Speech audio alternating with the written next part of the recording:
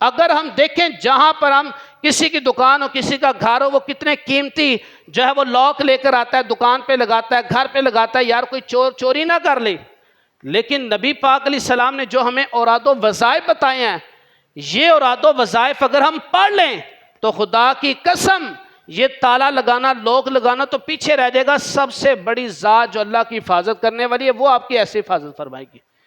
تو کرنا کیا، رات کو سونے سے پہلے کم از کم ایک مرتبہ آیت الکرسی پڑھ کرنا، اپنے اوپر اپنے گھر والوں پہ دم کر دو.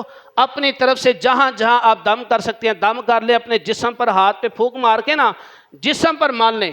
خدا کی قسم نبی پاک علیہ السلام نے فرمایا، حدیثوں کا مفہوم ہے کہ جو رات کو سونے سے پہلے آیت الکرسی پڑھ لینا، اللہ اس کی اور اس کے گھر والوں کی حفاظت کے لیے فرشتہ مقرر کر دیتا ہے جو اس بندے کی حفاظت کرتا ہے. آج ہم سارے کام کر لیتے ہیں لیکن جو نبی کا فرمان ہے، جو اصل جسے ہمیں تھامنا تھا، اسے ہم بھول جاتے ہیں، اسے چھوڑ دیتے ہیں.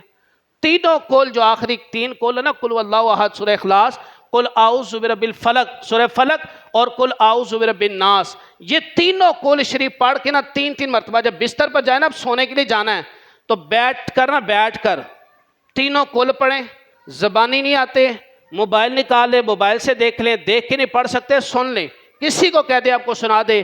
پڑھنے کے بعد اپنے ہاتھوں کو جیسے دعا کے لیے اٹھاتے نا، ایسے ہاتھ اٹھا کر پھونک ماریں اور پورے بدن پر مان لیں.